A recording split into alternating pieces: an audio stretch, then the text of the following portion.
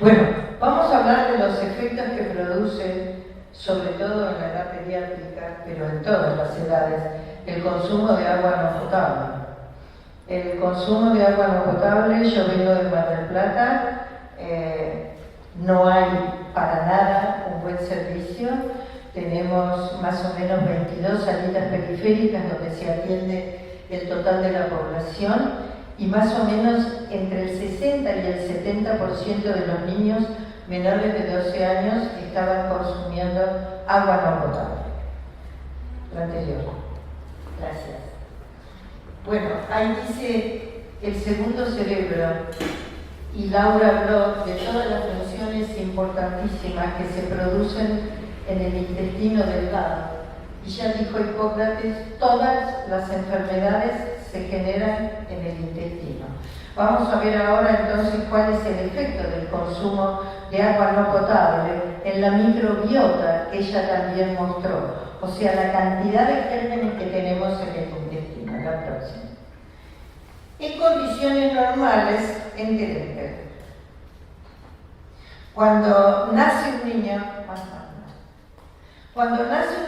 fíjense, hay muy poca cantidad de gérmenes en la boca, nada en el esófago, nada en el intestino, y recién en el estómago, y recién empieza a crecer en forma exponencial en el intestino delgado y en el intestino grueso. Seguimos. ¿Cómo se forma? ¿Cuál es el número de esta microbiota? Ahora vamos a ver cuáles son las condiciones que hacen que esa microbiota tenga un número determinado. Fíjense, son 100 trillones de bacterias. El número y la variedad de las bacterias aumentan exponencialmente desde el extremo proximal, que sería la boca, hasta el distal, que sería el intestino grueso. De tal manera que en el colon, la microbiota intestinal pesa 2,5 kilos. Quiere decir que el colon se ha transformado para el estudio y para la importancia de las funciones que tiene la microbiota en un verdadero órgano. Es un órgano vital, como si fuera el pulmón, el hígado o el riñón. Un verdadero órgano vital integrado a nuestra fisiología. Las bacterias, estas que forman la microbiota, se comunican con el sistema nervioso central utilizando los mismos compuestos neuroquímicos que transmiten los mensajes al cerebro. Seguimos. ¿Cuál es esa carga genética microbiana? ¿Cuál es la cantidad de ácido desoxirribonucleico que llevan esas bacterias? Porque cada una de esas bacterias tiene una carga de ADN. Fíjense, existen 2 millones de genes bacterianos frente a los 23.000 genes de nuestro propio contenido genético.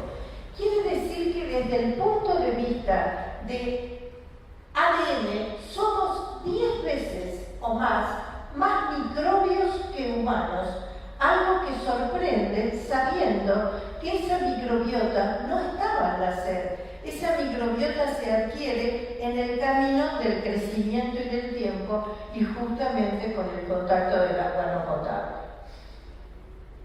Entonces, este ecosistema intestinal es un ecosistema separado de todo el organismo. Todos los vertebrados vivimos en una asociación simbiótica con una compleja población de microbiota, de microorganismos, que es el ecosistema intestinal. Es un reservorio, 10 a la 14 bacterias, son 400 especies distintas que coexisten con las células epiteliales y las células inmunes. Son bacterias, son parásitos, son hongos, todos forman el ecosistema intestinal. Tienen una función importantísima, también lo dijo Laura. Controlan la fisiología del intestino, todas las funciones, la nutrición, la actividad metabólica, pero lo que más nos importa, controlan la protección contra la infección del tracto gastrointestinal. Tienen una localización geográfica estable en el tiempo. ¿Qué quiere decir eso? Que cuando yo voy a México me pesco una gastroenteritis, cuando voy a Brasil me pesco una gastroenteritis. ¿Qué es lo que pasa? Nuestro sistema inmunológico no reconoce la microbiota del lugar. Entonces la medican con un antibiótico, otro antibiótico, otro antibiótico, vuelven con la gastroenteritis a las 48 horas de estar en su lugar de origen, la gastroenteritis germazona. La función varía según el tracto gastrointestinal que ocupen. No es la misma función que tiene la microbiota que está en el estómago que la microbiota que está en el intestino delgado o la microbiota que está en la boca. Seguimos. Pero lo más importante es que esos gérmenes son los que controlan la resistencia a la infección. Hay una gran parte de la microbiota que es la que nos defiende de la infección. Y cuando viene un germen patógeno, que ahora vamos a ver dónde se fija, esa microbiota ocupa el lugar del germen patógeno y el germen patógeno sigue de largo porque no puede fijarse a la vellosidad intestinal que también nos mostró Laura. Entonces, tenemos un sistema inmune, la mucosa que ella nos mostró, que ahora la vamos a ver de nuevo, de los enterocitos que nos separan del medio ambiente. Cuando ese sistema inmune de mucosas está sano, no estamos enfermos. Cuando algo pasa, por ejemplo, consumo de agua no potable, ese sistema inmune de mucosas enferma y el niño está siempre con infecciones bacterianas, con infección urinaria, con gastroenteritis. Entonces, tenemos una exposición antigénica continua a antígenos heterólogos, que son las enterobacterias, son las bacterias. Alimentos diarios, más de 3.000 antígenos por día, son los que podrían desarrollar en nosotros una reacción inmunológica adversa a la salud. Y antígenos ambientales, también como habló Marta, los pólenes y los tóxicos.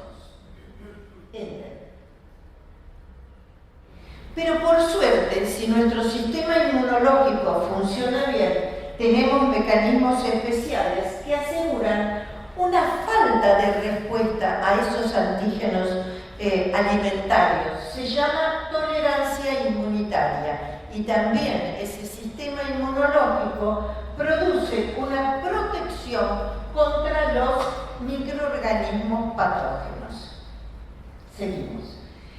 Este es parecido al gráfico que mostró Laura. Estos son los enterocitos y aquí es cuando el enterocito se separa, por ejemplo, por causa del consumo de agua no potable. Justo este gráfico es de celiaquía. Entonces acá están las partículas del gluten, de la gliadina, del trigo, avena, cebada y centeno, que son los que producen la ruptura de las vellosidades intestinales. En condiciones normales, todo esto, pero acá también puede haber gérmenes, no pasan a la lámina propia del intestino. ¿Por qué? Porque el intestino está todo sano, las vellosidades intestinales absorben lo que ese organismo necesita para crecer y todo lo demás sigue de largo. En condiciones normales que tenemos el intestino hiperpermeable o aumento de la permeabilidad intestinal, todo pasa por acá. Sobre todo los antígenos, que vos decías, Adela, los antígenos alimentarios. Entonces tenemos una cantidad impresionante de alergias alimentarias, donde la celiaquía no es una alergia, es una intolerancia, pero también se produce con aumento de la permeabilidad, o sea, con ruptura de esa barrera que nos separa del medio ambiente. Seguimos. Seguimos, esta la pasamos.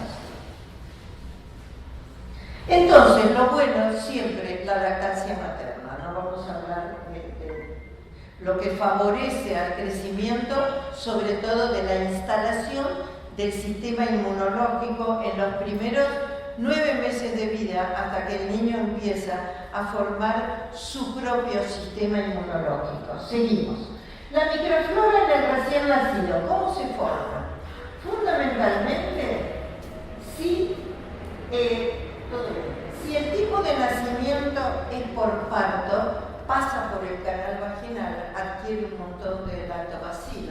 entre ellos, que van a empezar a formar su propia microbiota, su propio microbioma.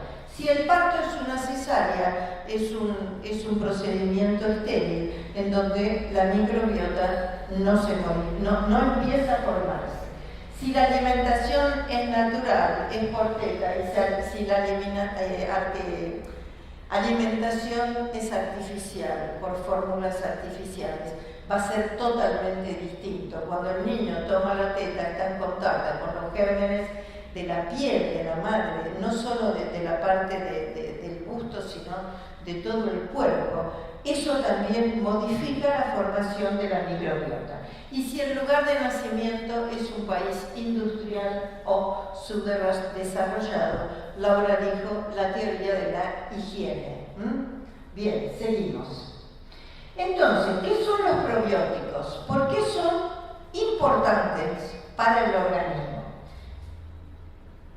Fíjense, los probióticos están dentro del intestino. Más simple.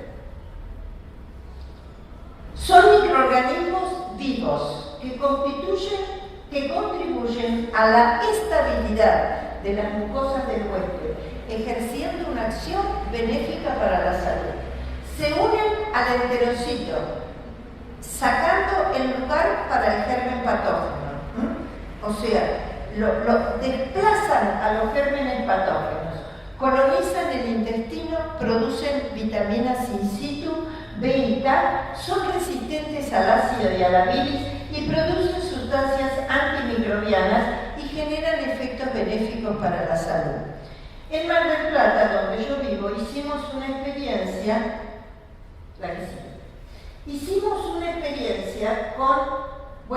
contiene entonces el intestino 100 millones de bacterias que forman la microfiora natural, diferente de la transitoria, constituida por aquellas que rompen el equilibrio produciendo enfermedad. Hicimos una experiencia en Mar del Plata con el kefir. El kefir es una leche fermentada artesanal originada en el Cáucaso. Es un probiótico natural multiespecie y es una comunidad ecológica compleja formada por bacterias ácido lácticas, ácido acéticas y levaduras. Inhibe selectivamente determinados gérmenes, que son bacterias, que son muy importantes sobre todo en la edad pediátrica, Salmonella y Escherichia coli, seguimos. Actúa inhibiendo la Giardia intestinalis, que en Mar del Plata tenemos un porcentaje del 70% de niños menores de 12 años contaminados con la Giardia. La Giardia es un bicho evolutivamente inteligentísimo que hace 2 millones de años que nos infecta a nosotros, gato, perro, cabra, vaca, caballo, nos pasamos la Giardia entre nosotros y ellos. Este kefir mata la Giardia. Este trabajo lo hicimos con la gente del CIDCA, que es la gente del Centro de Investigación y Desarrollo en Criotecnología de Alimentos.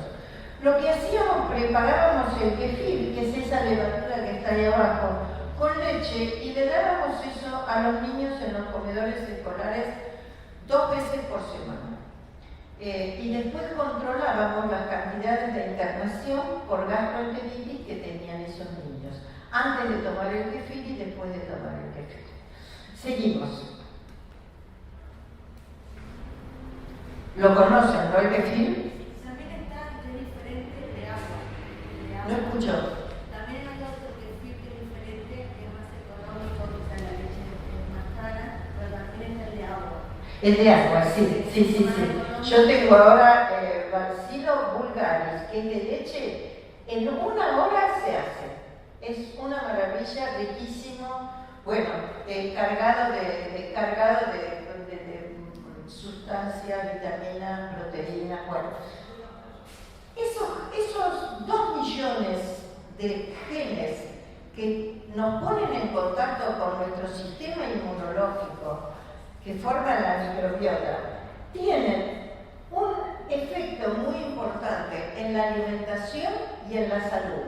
Actualmente la nutrición y la genética unen esfuerzos y se integran en la genética nutricional, porque hay una profunda relación entre la alimentación, la salud y los genes. Seguimos. La nutrigenómica es la influencia que los nutrientes producen en la expresión de esos genes. Es más o menos lo que pasa en la enfermedad celíaca. Si no hay un marcador genético que predispone a la enfermedad, yo puedo comer todo el día harina de trigo blanca y no voy a ser celíaca si no está el marcador genético que predispone. Seguimos.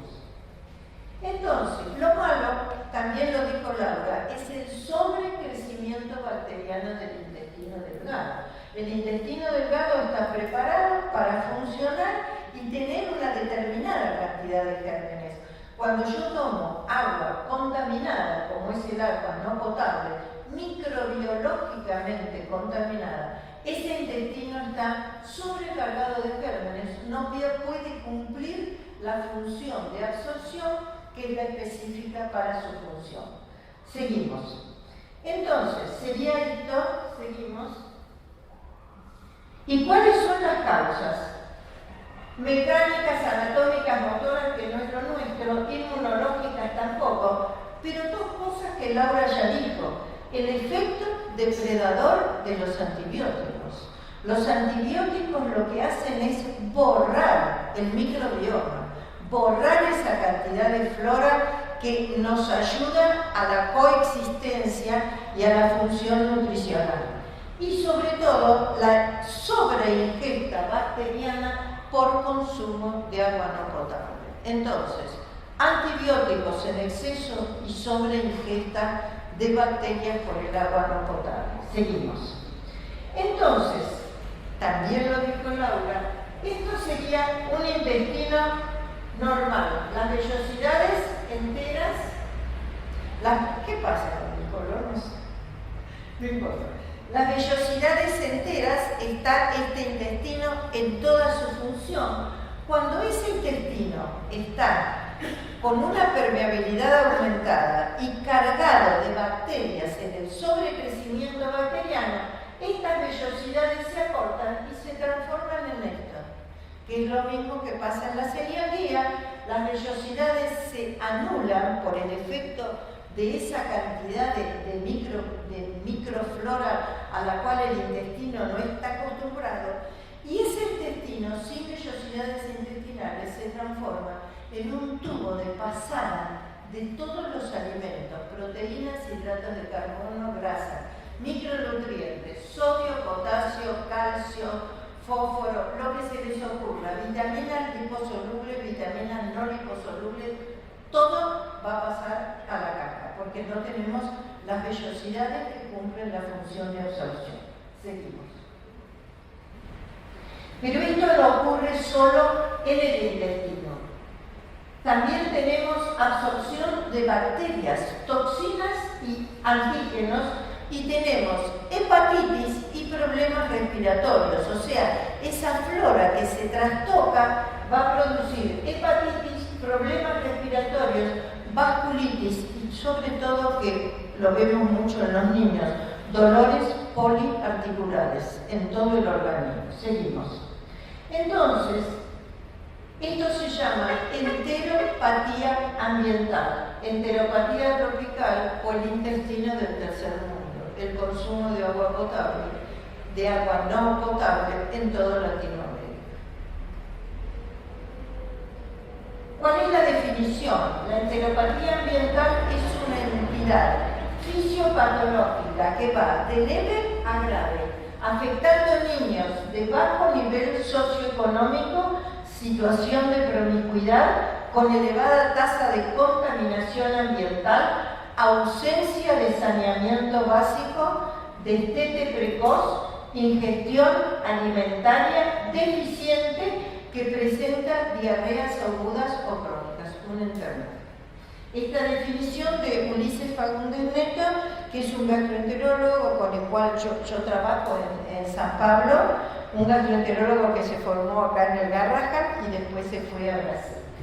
Esta es la enteropatía ambiental, que es lo que vivimos nosotros acá en la situación de no consumo de agua no potable, de consumo de agua no potable y todos esos condicionantes que es lo que tenemos. Bajo nivel socioeconómico, promiscuidad, contaminación ambiental, falta de saneamiento básico, destete precoz, diarreas agudas o crónicas. Seguimos. Entonces, la influencia de la microflora la volvemos a ver. Este es un intestino libre de bacterias, este es un intestino con flora patógena. Aumenta la vellosidad, se acorta y se disminuye su función. Seguimos. La enteropatía ambiental, fíjense, se estudiaron voluntarios sanos de países tropicales y de países templados y se vio que en esos países había una disminución de la absorción de nutrientes en los habitantes del trópico. Seguimos. La enteropatía ambiental también vio en Guatemala que había una relación inversa entre el ingreso per cápita y la permeabilidad intestinal. A mayor ingreso per cápita, o sea, más ricos, menos permeabilidad intestinal. A menor ingreso per cápita, más pobres, mayor permeabilidad intestinal, mayor posibilidad de infección. Entonces, el sobrecrecimiento bacteriano del intestino delgado no es una enfermedad, es una contaminación intestinal producida por el medio ambiente. En este caso, por el consumo de agua no potable, pero hay otros casos. Seguimos. Beber agua contaminada transmite cólera, tifus, diarrea, hepatitis viral, disentería. Lavarse los ojos y las manos con agua en esas condiciones provoca tracoma. Y ceguera. Y lavarse el cuerpo, enfermedades de la piel. A ello debemos sumarle las lesiones en columna, pelvis, cabeza y cuello que sufren las mujeres y los niños que habitan los países en vías de desarrollo y subdesarrollados porque caminan grandes distancias para buscar agua y cargan enormes recipientes. ¿Te acordás la gente cuando estuvimos en el foro agrario? Lo que la gente pedía era agua potable, tener más acceso al agua potable. Era de nuestro país y de México, bueno, la gente pedía dos cosas que nos llamó. Sí. Entonces, pedían tener más cerca el agua potable y tener más cerca médicos. Había gente que tenía chiquitos que nunca habían sido vistos por un médico, porque tenían que caminar 20 kilómetros, ¿te acordás?, a pie para llegar al médico más cercano. Seguimos. Entonces, la superficie del intestino delgado normalmente es la de un campo de tenis, tiene 1.750.000 centímetros cuadrados.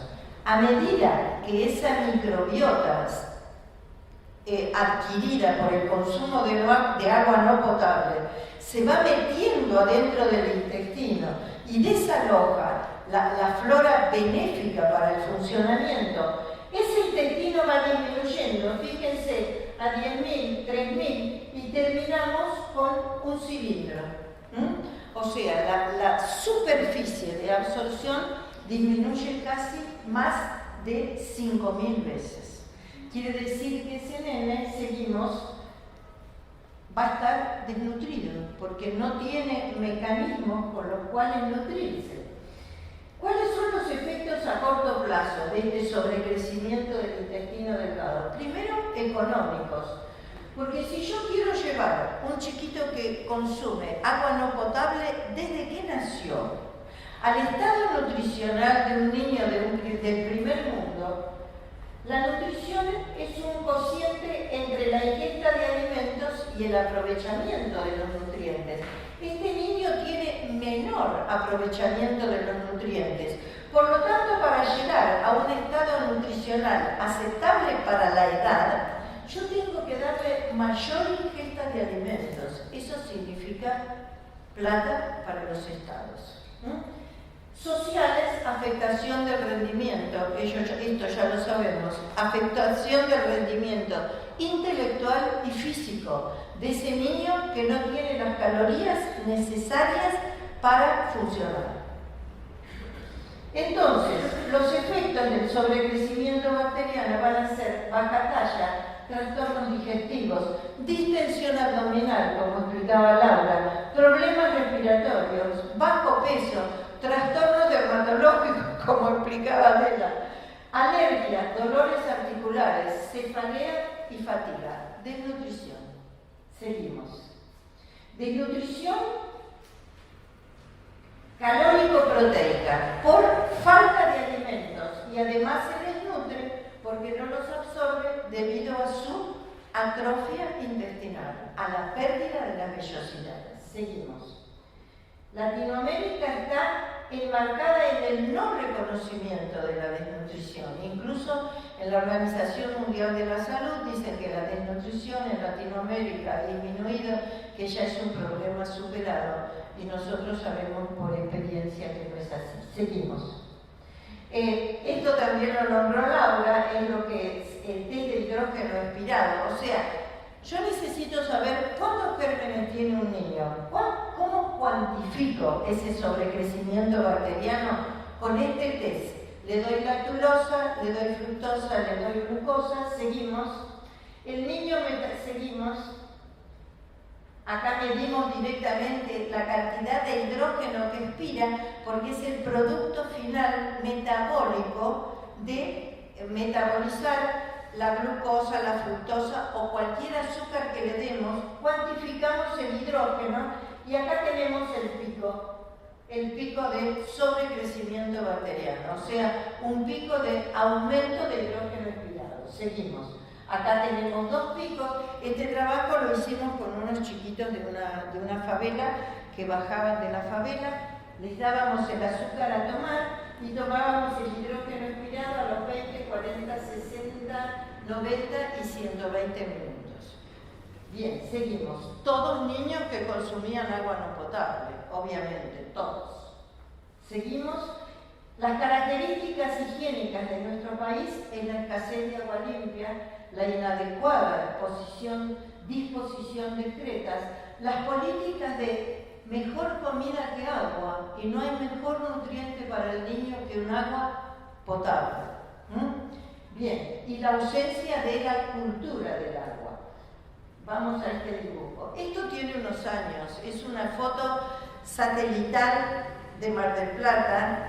Ahora está el emisario submarino, todavía no está funcionando, está a 4 kilómetros sobre el mar, abajo del mar, todavía no está funcionando. Esta es una foto satelital y esto que ven acá es caca. Caca que salía directamente a la playa y se iba para allá. Otros días, depende del viento, acá está el centro, se va para el centro. O sea, esta es una foto que debe tener unos 3-4 años. Después, hace 20 años que estamos esperando en Mar del Plata el emisario submarino. Desapareció la plata. Bueno, más o menos el gobierno anterior lo empezó a hacer, pero todavía no está funcionando. Seguimos. Cuenca Matanza Riachuelo, Adela habló, el 25% de los niños menores de 6 años están con niveles de plomo superiores a los aceptados por la Organización Mundial de la Salud. En la cuenca Matanza-Riachuelo viven más de 1.200.000 personas que todas, niños y adultos, están cargados de plomo. Seguimos. Entonces, nosotros decimos que la persistencia de esta enteropatía ambiental, tanto en la niñez como en los adultos, en nuestro medio es la consecuencia del fracaso de las políticas sociales y de los planes de salud. Porque si nosotros tuviéramos políticas sociales que aceptan como derecho humano y derecho internacional el derecho al agua potable, no tendríamos estos problemas. Bueno, nada más. Gracias. Yo quería agregar una sola cosita que tenía que ver con esto que dijiste vos de las condiciones de asepsia de los niños que nacen por cesárea, y dado el enorme aumento de cesáreas que hay, sería muy interesante que pudiera empezar a ponerse en práctica algo que está promoviendo una médica en Costa Rica, que se llama seeding, que quiere decir semillar, en donde a la mujer que tiene una cesárea programada, una emergencia es imposible, se le colocan unos apósitos en la vagina y cuando termina el procedimiento de cesárea se impregna con todo el contenido vaginal de la mamá al bebé para poder así favorecer un poco más la implantación de un buen microbioma. Respecto a los edulcorantes, porque siento que es un tema que se habla mucho, que los edulcorantes son malos, pero uno a veces no sabe entender cómo es que hacen mal, ¿no? Yo lo nombré desde el punto de vista, hacen mal desde muchos puntos de vista. Primero porque es un químico para el cual el cuerpo no está habituado y diferentes edulcorantes, según la composición química, van produciendo diferentes efectos dañinos en el organismo, pero fundamentalmente se vio que son grandes destructores del microbioma normal. No sé. No es mi tema, ¿no? ¿Cómo? También como disruptores endocrinos, como dice Adela. Sí. Nosotros hicimos el análisis de agua dentro del, yo puse en marcha en Mar del Plata el programa de autoproducción de alimentos, un programa que largamos en el año 2001, cuando se fue Dualde, que nos dimos cuenta, yo ya estaba en el hospital, nos dimos cuenta de que había un hambre y una desnutrición terrible en Mar del Plata. Nos pusimos en funcionamiento 4 ingenieros agrónomos, yo como bioquímica y 2 o 3 profesionales más, y empezamos a pedir terrenos a la municipalidad, nos empezaron a dar terrenos, ahí hacíamos agricultura familiar, en este momento tenemos 140 huertas orgánicas, agroecológicas y 5 ferias verdes. Y hacíamos el análisis de agua en el INTA de Balcarce. No encontramos valores que nos alertaran de cloro, sí de nitrato. El nitrato es el producto final de todos los agroquímicos que han sido fumigados en esa zona, y el nitrato es peligrosísimo en los niños. Encontramos un día un niñito de 3 meses que llevaba 3 internaciones en el hospital por convulsiones y no sabíamos lo que tenía. Cuando analizamos el agua de la casa, tenía el nitrato, el valor de corte es de 10 partes por millón, y este chiquito tenía 80 partes por millón en el agua por la que se le hacía las mamaderas, y estaba permanentemente internado con convulsión por el nitrato, no por el cloro.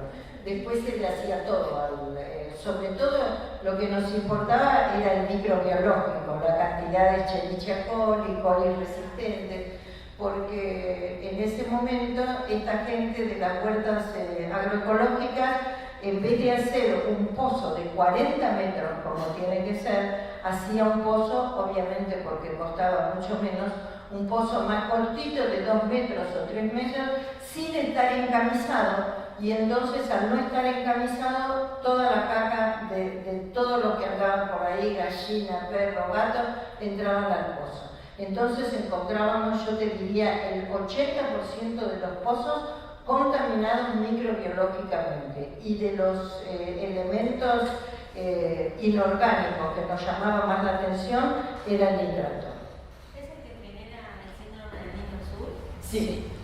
Genera el síndrome del niño azul porque el nitrato se transforma en nitrito y desplaza el oxígeno de la unión con la hemoglobina. Entonces se forma una hemoglobina como si fuera oxidada que no llega a los pulmones, y el niñito entra en la guardia con el síndrome del niño azul. La cantidad de meta-hemoglobina que no sirve para transportar oxígeno a los tejidos. El tipo tiene descoloración No tiene efecto al organismo. ¿Cómo? Que no tiene efecto al organismo la hemoglobina, entonces se pone rígida. Claro, en vez de haber oxihemoglobina, hay metahemoglobina, mayor porcentaje que prácticamente realmente hemoglobina normal es del 4%. Cuando aumenta ese porcentaje, entonces se produce el síndrome, que puede ser mortal. Sí. Una cosa que no dijimos es que cuando se ingiere permanentemente agua clorada y no se deja evaporar el cloro, no se filtra el cloro, como justamente está colocado en el agua para que sea bactericida, si permanentemente consumimos exceso de agua clorada también ejerce efecto bactericida en nuestro microbioma. Entonces la idea sería sí utilizar agua segura, clorada, que previene un montón de enfermedades, pero intentar o dejarla evaporar o en un lugar en donde no le caiga ninguna cosa del ambiente o filtrarla. ¿Cuánto tiempo de evaporación? Mira, yo que tenía pececitos, la dejaba 24 horas evaporándose y el termómetro era que los pececitos no se morían. Y ellos, su medio externo y el medio interno es lo mismo, así que se ve que el cloro se evapora perfectamente en 24 horas. Mi pregunta es si de ser mañana a uno de los niños estos con problemas de que no tienen acceso al agua potable, se le empieza a dar agua potable. Y si se puede estimar cuánto tiempo tarda en tapizarse el intestino, acompañado de una buena alimentación y acompañado de la alimentación que tendría en este momento.